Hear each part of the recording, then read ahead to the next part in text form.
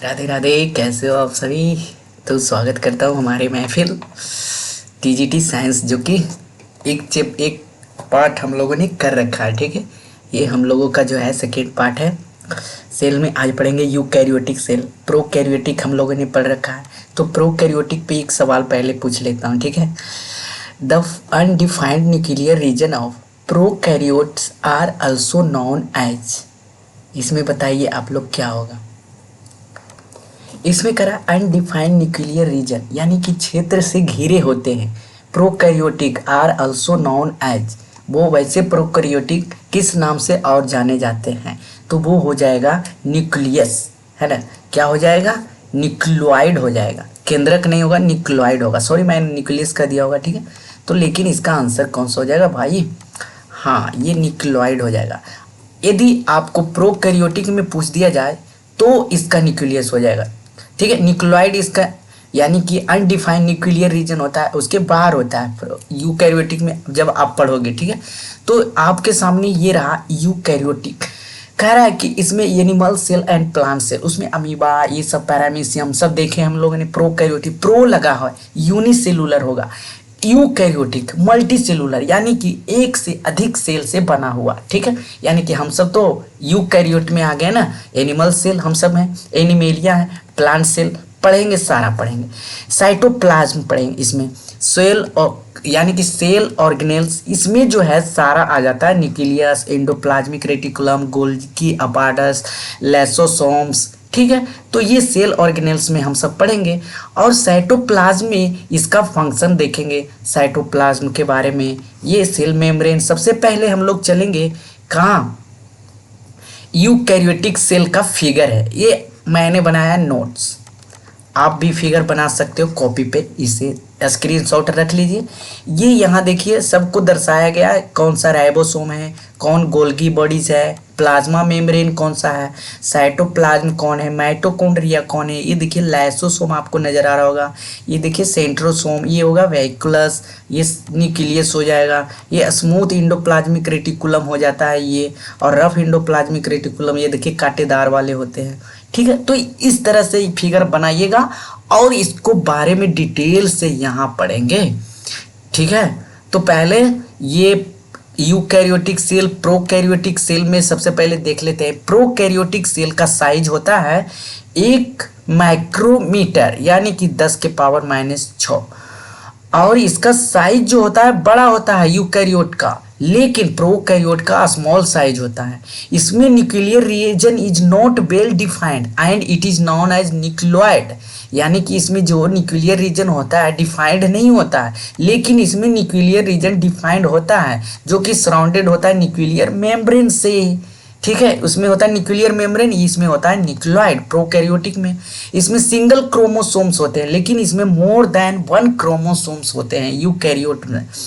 आया समझ में। अब इसमें जो होता है cell is a membrane bonded and organelles are absent, यानी कि सेल मेम्ब्रेन होते हैं, लेकिन इसमें जो ऑर्गेनेल्स में होता है endoplasmic reticulum, nucleus, smooth endoplasmic reticulum, vacuoles, ये सब नहीं होता है प्रोकैरियोटिक में, लेकिन इसमें प्रेजेंट होता है। तो जो प्रेजेंट होता है वही इसके बारे में हम लोग आगे इसमें देखेंगे। अब ये जो प्लाज्मा मेम्ब्रेन है, सबसे पहला भाग है किसका, ये यूकैरियोट का जो है। सबसे पहले इसी के बारे में, प्लाज्मा मेम्ब्रेन के बारे में पढ़ेंगे। ये साइटोप्लाज्म में आता है। उससे पहले ये सवाल देख लेंगे, ये नीट 2019 का सवाल है। Which of the following feature is common to prokaryotes and many eukaryotes, बताइए, यानी कि इसमें कॉमन टर्म्स कौन होगा।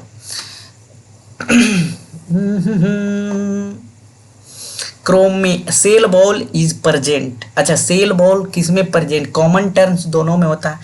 तो प्रोकैरियोट्स में देखे होंगे सेल बॉल अब्सेंट शायद होता है, लेकिन इसमें ये chromatin material present, nuclear membrane present, membrane bound and subcellular, ये दोनों में होता है प्रोकैरियोट यूकैरियोट में। लेकिन कॉमन जो होता है फीचर्स, इसमें सेल बॉल प्रेजेंट होता है। इसमें आप अगर यूकैरियोटिक सेल का आप जब पढ़ोगे प्रोकैरियोटिक स्ट्रक्चर आपके बारे में, तो सारा इसका सवाल का पता चलेगा जवाब। ठीक है, तो सबसे पहले हम सेल मेम्ब्रेन प्लाज्मा मेम्ब्रेन के चलते हैं, जिसे हम सेल मेम्ब्रेन भी कहते हैं। ये जो होता है आउटर मोस्ट पार्ट लेयर होता है, यानी कि बाहरी हिस्सा होता है, बाहरी कवर होता है, लेयर किया होता है, ये होता है, ये वाले होते हैं। ठीक है, अब ये सेल वॉल परमिएबल मेम्ब्रेन होता है, सिलेक्टिव चीज़ों को अंदर बाहर जाने देता है, यानी कि बाहर से ही रोक देगा, यानी कि जिस तरह से गार्ड रहता है बाहर, ए तुम बाहर जाओ, ए तुम चलो अंदर जाओ, ये तुम अच्छा जाओ, अच्छा ड्रेस में हो अंदर आओ, यूनिफॉर्म में नहीं हो स्कूल में, स्कूल से बाहर जाओ, ये काम होता है इसका। और ये जो बना होता है लिपिड्स एंड प्रोटीन्स का बना होता है। तो प्लाज्मा मेम्ब्रेन के अंदर ही वाले भाग, ये वाले जो पोर्शन है, इसे अब ओपन करके यानी पूरा डीपली में यहाँ पढ़ेंगे। ठीक है, अगर आपने कहीं पढ़ रखे होंगे तो अच्छी बात है, आगे सवाल है इस पे, आप जो है वीडियो आगे बढ़ा के सवाल अटेम्प्ट कर सकते हो सीटेट का। ठीक है, इसमें दोनों में प्रोकैरियोट यूकैरियोट में सेल वॉल प्रेजेंट होते हैं, ये सब नहीं होते, लेकिन कॉमन टर्म पूछा है तो सेल वॉल प्रेजेंट हो जाएगा। ठीक है, हमारा आंसर यही होगा। अब ये जो है प्लाज्मा मेम्ब्रेन, यानी कि ये जो ग्लाइकोलिपिड, पहला देखेंगे ग्लाइकोलिपिड, पेन पहले चेंज कर लेता हूँ जो इस पे उग सकता है ना, ये आ गया ग्लाइकोलिपिड। ग्लाइकोलिपिड का काम क्या है, फॉस्फोलिपिड क्या होता है, इंटीग्रल प्रोटीन क्या होता है, ये सब जान। ये होता है लिपिड विथ कार्बोहाइड्रेट चेन। ये किस चीज़ से बना होता है, ये ये पेन चेंज करना पड़ेगा, शायद वाइट ले लेता हूँ। ठीक है, कार्बोहाइड्रेट चेन का बना होता है। ठीक है, और इसका क्या काम होता है, इसका वर्क होता है पहचान करना। किसको पहचानना, यानी कि सेल रिकॉग्नाइज करना, कोशिकाओं को पहचानना, एंड उससे संप्रेषण करना, यानी कि कम्युनिकेशन करना। तो पहला क्या हो जाएगा, पहचानना सेल को, फिर क्या करना, कम्युनिकेट करना। ठीक है, यानी कि पहचानेगा तब ये नहीं इसके बारे में कम्युनिकेट करेगा। या फॉस्फोलिपिड। अब फॉस्फोलिपिड का कार्य क्या होता है, फॉस्फोलिपिड होता है यूनिट ऑफ सेल मेम्ब्रेन। क्या होता है, unit of cell membrane has hydrophilic head, यानी कि हाइड्रोफिलिक वो होता है जिसमें पानी भरा होता है, हाइड्रोफिलिक यहाँ देखिए आगे इसके बारे में पढ़ेंगे। इसमें वाटर सोर्स होता है, यानी कि वाटर इसमें कंजर्व होता है, तो इसे हेड ऑफ हाइड्रोफिलिक कहते हैं। फॉस्फोलिपिड को क्या कहते हैं, हाइड्रोफिलिक हेड कहते हैं। तो इसे लिख देंगे हाइड्रोफिलिक हेड। ठीक है, ये सवाल आपको पूछता है, सीटेट में पूछा है, सोचिए इतना अंदर से सवाल पूछा, आप ऐसे ही ऊपर ऊपर नहीं पढ़ सकते हो। हाइड्रोफिलिक हेड होता है, और इसका जो होता है ये एक्ट एज बैरियर काम करता है। इसका वर्क क्या होता है, एक्ट एज बैरियर, योद्धा की तरह काम करता है। जब तक नहीं कहते हैं शरीर में पानी की कमी हो गया, शरीर में पानी की कमी नहीं होने देना है, ये यही करता है, एक्ट एज बैरियर का काम करता है, यानी कि योद्धा का काम करता है। यदि पानी कम गया आपके शरीर में तो ये आपसे फाइट बैरियर की तरह लड़ाई करता है। ठीक है, अब इंटीग्रल प्रोटीन क्या कहता है, इंटीग्रल प्रोटीन जो होता है स्पैन्स द इंटायर मेम्ब्रेन, यानी कि पूरी झिल्ली, यानी कि पूरी झिल्ली के आर पार फैला होता है। ये जो होता है, ये देख रहे हो, ये प्रोटीन है, ये इंटीग्रल प्रोटीन है। ये दोनों यानी कि ऊपर वाले भी अपर मेम्ब्रेन, इसमें देखिए, यानी कि ये एक्सटर्नल इन्वायरमेंट हो गया और ये इंटरनल इन्वायरमेंट। इसमें अगर आप देखना चाहोगे इंटरनल इन्वायरमेंट ऊपर एक्सटर्नल इन्वायरमेंट, ये जो साइन दिया गया है ये कोलेस्ट्रॉल है, ये फॉस्फोलिपिड है। इसमें फॉस्फोलिपिड में हेड ऑफ हाइड्रोफिलिक बताए थे, हेड ऑफ फॉस्फोलिपिड क्या है, हेड ऑफ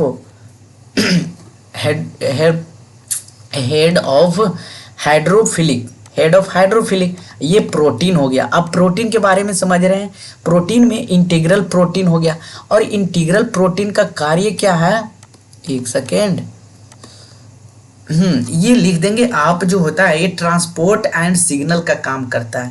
ये क्या काम करता है, ट्रांसपोर्ट एंड सिग्नल देता है। ठीक है, इसका वर्क हो गया। ठीक है, और इसका जो ये पूरी झिल्ली के आर पार फैला होता है। अब ये वाटर, ठीक है, अब आ जाएंगे यहाँ पे फेरल प्रोटीन, ये जो राउंड टलक यानी कि स्फेरिकल में दिख रहा है, ये पेरीफेरल प्रोटीन है। पेरीफेरल प्रोटीन वैसा होता है जो स्ट्रक्चर को सपोर्ट करता है, ठीक है, हेल्प इन सिग्नल देने में, सिग्नल आने में, सिग्नल जाने में, या झिल्ली की सतह पर स्थित होता है। इसको लिखेंगे सतह पर होता है, सतह पर होता है।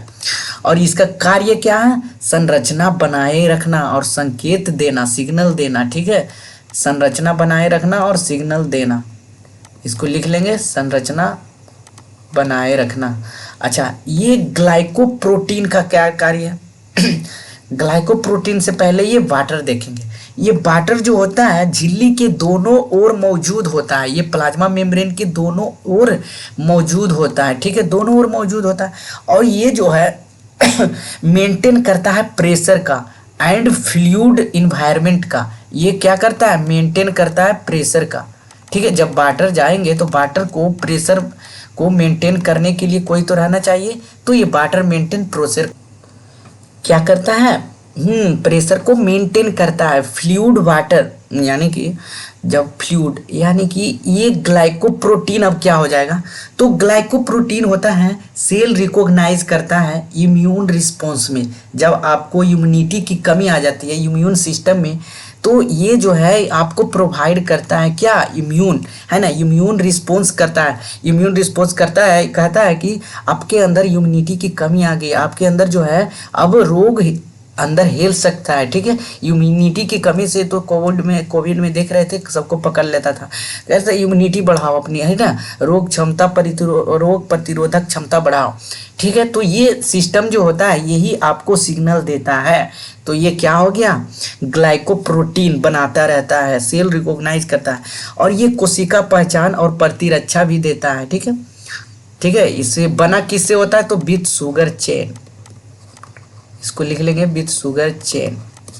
अब ये हाइड्रोफोबिक, फोबिक मतलब समझ रहे हो, निगेटिव टर्म दे रहा है, यानी कि इसमें पानी नहीं रहने देता है, रिस जाता है। पानी किस में चलाता है? इसमें, ये सर्कल वाले, हाँ, स्फेरिकल वाले टर्म में। तो ये हाइड्रोफिलिक क्या होता है और हाइड्रोफोबिक क्या होता है? हाइड्रोफोबिक जो होता है ये पूंछ जो होता है पानी से दूर रहता है, ठीक है, ये पूंछ की आकार का होता है, ठीक है, जो पानी से दूर रहता है, पानी से दूर रहता है, ठीक। और ये हाइड्रोफिलिक क्या होता है? ये हाइड्रोफिलिक जो होता है जो पानी के उन्मुख होता है, यानी कि पानी से भरा रहता है। हेड ऑफ इसको कह सकते हैं head of phospholipids, head of phospholipids, head of phospholipid. अभी हमने पढ़ा फॉस्फोलिपिड यानी कि पानी इसमें बहुत ही सारा भरा रहता है। लेकिन ये जो हाइड्रोफोबिक होता है, हाइड्रोफोबिक का काम क्या करता है कि यह झील के अंदर की ओर होता है। किसके अंदर होता है? हाइड्रोफोबिक होता है झील के अंदर की होता है, और पानी में घुलने वाले पदार्थों को आने से रोकता है। यानी कि ये जो होता है झीली के अंदर की ओर होता है, जो कि पानी में घुले वाले पदार्थों के अंदर आने से कौन रोकता है? हाइड्रोफोबिक। और ये हाइड्रोफिलिक क्या काम करता है? यानी कि हेड ऑफ फॉस्फोलिपिड होता है, ये वाटर प्रोवाइड करता है। तो ये जो है आशा करता हूँ प्लाज्मा मेम्ब्रेन आपको डीपली समझ में आ गया होगा, ठीक है। ये रहा आपका जो है अंदर वाले भाग। इस पे एक सवाल देता है, कहता है कि फ्लूइड मोसाइक मॉडल, इसी को फॉस्फोलिपिड बाइलर को ही फ्लूइड मोसाइक मॉडल कहा गया है। फ्लूइड मतलब क्या होता है? लिपिड, वाटर, मोसाइक मतलब क्या होता है?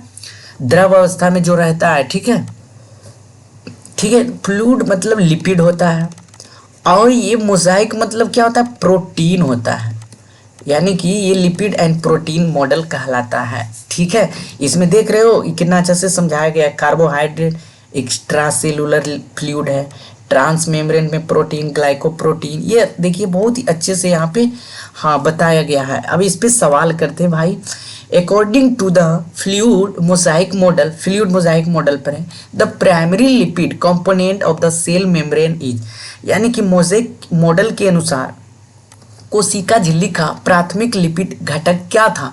तो ये फॉस्फोलिपिड था ना, हेड ऑफ किसका था? फॉस्फोलिपिड किसका? फॉस्फोलिपिड हेड ऑफ हाइड्रोफिलिक था।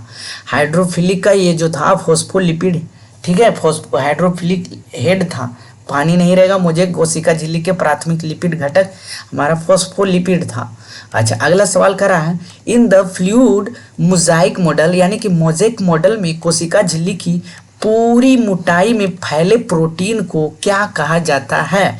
तो ये फैले प्रोटीन को क्या कहा जाता था? इंटीग्रल। ये जो ऊपर नीचे देख रहे हैं इसमें घुस गया है पूरा, यानी कि फैले हुए प्रोटीन है, इंटीग्रल प्रोटीन है। ये ट्रांसपोर्ट सिग्नल करता है, वर्क इससे ज़्यादा रहता है। तो इसका आंसर कौन सा हो जाएगा भाई? इंटीग्रल प्रोटीन, ऑप्शन बी हो जाएगा। ठीक है, अब इस पे चलते हैं, टाइप ऑफ ट्रांसपोर्ट। ठीक है, क्यों? क्योंकि इस पे सवाल दिया जाता है। टाइप ऑफ ट्रांसपोर्ट में आप देखेंगे एक पैसिव ट्रांसपोर्ट होता है, एक एक्टिव ट्रांसपोर्ट होता है। पैसिव ट्रांसपोर्ट में को दो भागों में बांटा गया है, एक सिंपल डिवीजन, एक ऑस्मोसिस। सिंपल डिवीजन में आपको क्या करना है, ये पेन चेंज कर लेता हूँ। ठीक है, सिंपल डिवीजन में आपको क्या करना है, कहाँ गया सिंपल डिवीजन, ये आ गया। ये सिंपल डिवीजन में हाई कंसंट्रेशन से लो कंसंट्रेशन की ओर जाता है। अभी इतना ही ध्यान दीजिए, आगे हम लोग पढ़ेंगे ये डिफ्यूजन के बारे में, यहाँ आप पूरी अच्छी तरह से समझेंगे। ठीक है, डिफ्यूजन के बारे में पहले यहाँ पे पार्ट बाई पार्ट देख लेते हैं क्या क्या होता है। ये हाई टू लो कंसंट्रेशन जाता है। ठीक है, अब ऑस्मोसिस का दो पार्ट होता है, ए एंड बी। इसमें होता है इंडोस्मोसिस एंड एक्सोस्मोसिस। इंडो मतलब अंदर की ओर जाना, एक्सो मतलब बाहर की ओर आना, यानी कि ये इनसाइड हो जाएगा और ये क्या हो जाएगा, वाटर को एक्साइड करेगा। ठीक है, वाटर को एक्सिट करेगा। और ये अच्छा, एक्सोस्मिस में ये जो वाटर एग्जिस्ट करेगा इसमें ऑब्जेक्ट क्या हो जाएगा, सिकुड़ जाएगा। ठीक है, ऑब्जेक्ट क्या हो जाता है, सिकुड़ जाता है। और इसमें क्या होता है, सैलो फैलो, यानी कि फूल जाता है। ठीक है, इंडोस्मोसिस में। अब आगे देखेंगे ये डिफ्यूजन होता है, ओस्मोसिस में देखेंगे इंडोस्मोसिस, एक्सोस्मोसिस। ठीक है, तो डिफ्यूजन किस तरह से होता है, इसे प्रसारण कहते हैं, प्रसारण, प्रासरण, प्रासरण। ये होता है कि ये जो कोई लिक्विड ले लीजिए आप। ठीक है, ये टब, ये जो है मग में आप एक लिक्विड ले लिए, उसमें एक कुछ मॉलिक्यूल्स, डाई मॉलिक्यूल्स ले लीजिए, कलर वाले मॉलिक्यूल्स ले लीजिए, और ये वाटर मॉलिक्यूल्स आपको दिख रहे होंगे। अब कुछ देरी के बाद देखिएगा डाई मॉलिक्यूल्स पूरा वाटर में थोड़ा सा फैलने लगा। फिर तीसरा टर्म में ये इक्विलिब्रियम हो गया, यानी कि बराबर हो गया। ये डाई और ये मॉलिक्यूल्स, डाई ऑफ मॉलिक्यूल्स यानी कलर का मॉलिक्यूल्स एंड वाटर का मॉलिक्यूल्स दोनों इक्वल हो गया। ठीक है, ये होता है हाई कंसंट्रेशन, यानी सॉलिड, लिक्विड और गैस रीजन हाई कंसंट्रेशन से लो कंसंट्रेशन। ऐसे नहीं समझिएगा, हाई कंसंट्रेशन से लो कंसंट्रेशन क्या होता है, जब आप कहीं से आवाज़ देते हो, देखिए हम यहाँ से बोल रहे हैं, कुछ दूरी के जाके बाद वहाँ कम जाएगा, ये होता है हाई कंसंट्रेशन, जहाँ सुन रहे हैं। आप घर में कई कोने से बोलिए, कोना में ज़्यादा आवाज़ देगा, दूर में थोड़ा कम देता है। हाई कंसंट्रेशन से लो कंसंट्रेशन गया। जैसे आप फाट मारते हो, ठीक है, फाट मारते हो तो जहाँ बैठे रहते हैं वहाँ 4-5 लोग सुन के हंसते हैं। ठीक है, तो ये हो गया हाई कंसंट्रेशन से लो कंसंट्रेशन। समझ में आया? ऐसा ही होता है। ये होता है डिफ्यूजन। अब होता है ऑस्मोसिस, प्रासरण। ऑस्मोसिस जो होता है, ये water molecules across semi permeable होता है फ्रॉम सॉल्यूशन, हाई कंसंट्रेशन से लो कंसंट्रेशन की ओर जाता है।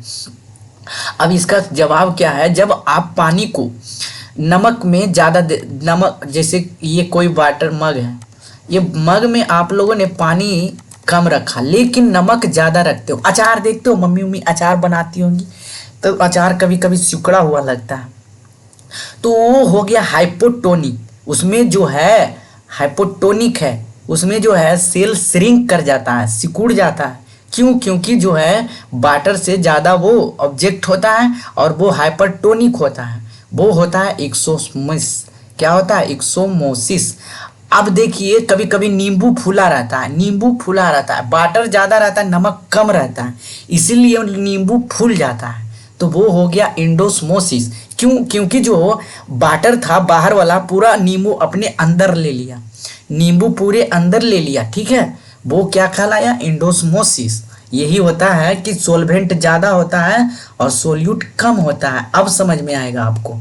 ठीक है। इंडोस्मोसिस में सोलवेंट यानी कि विलायक ज़्यादा होता है, यानी कि वाटर इसका ज़्यादा होगा, और जो चीज़ घोरेंगे सोल्यूट वो कम रहेगा। ये होता है इंडोस्मोसिस में। एक्सोस्मोसिस में क्या होता है? हाँ, सही कह रहे हो, सही पकड़ रहे हो। तो इसमें क्या होता है? सेल श्रिंक कर जाता है। यहाँ पे एग्जांपल भी देख सकते हो। ये इंडोस्मोसिस में नींबू क्या अति, ये किशमिश क्या हो गया? फूल गया। और इसमें क्या हो गया? सिकुड़ गया एक्सोस्मोसिस में। ठीक है भाई, आशा करता हूँ इसमें समझ में आया होगा। अब इस पे चलते हैं। ये एक्टिव एंड पैसिव ट्रांसपोर्ट का डिफिनीशन आप ले देख लेंगे। ठीक है, ये इसमें नो एनर्जी रिक्वायर्ड, ये स्लो मूवमेंट काम करता है पैसिव में। पैसिव हम लोग देखे थे, पैसिव में क्या क्या पढ़े थे? Simple diffusion, osmosis, endosmosis, exosmosis. Active में सिर्फ ये आपको हाई कंसंट्रेशन, इसमें लोअर कंसंट्रेशन से हाई कंसंट्रेशन की ओर जाता है। It requires energy from the ATP molecules, ये एटीपी मोलिक्यूल्स में काम आता है। ठीक है, एटीपी मोलिक्यूल्स में काम करता है, ये वर्क करता है एटीपी मोलिक्यूल्स में। इसे लो कंसंट्रेशन से हाई कंसंट्रेशन की ओर जाता है। ठीक है भाई, यहाँ पे आपको जो है दोनों का डिफरेंस मिल जाएगा। इसका पीडीएफ आपको कह रहा है कि टाइप्स ऑफ सॉल्यूशन में आइए। अब types of solution, types of, हमने देखा टाइप्स ऑफ ट्रांसपोर्ट। ठीक है, अब टाइप्स ऑफ सॉल्यूशन देखते हैं। ये हाइपरटोनिक होता है, एक होता है आइसोटोनिक, एक होता है हाइपोटोनिक। इसमें होता है हायर सोल्यूट इनसाइड, यानी कि नमक चीनी ज़्यादा होगा, पानी कम होगा। और इसमें क्या हो जाएगा? वाटर मूव्स इन स्वेल्स, ये हाइपोटोनिक की बात कर रहा है। ठीक है, हाइयर वाटर आउटसाइड, यानी कि ये जो होता है नमक चीनी कम होगा, नमक चीनी कम होगा, ये होता है हाइपोटोनिक, तो इसमें फूल जाएगा।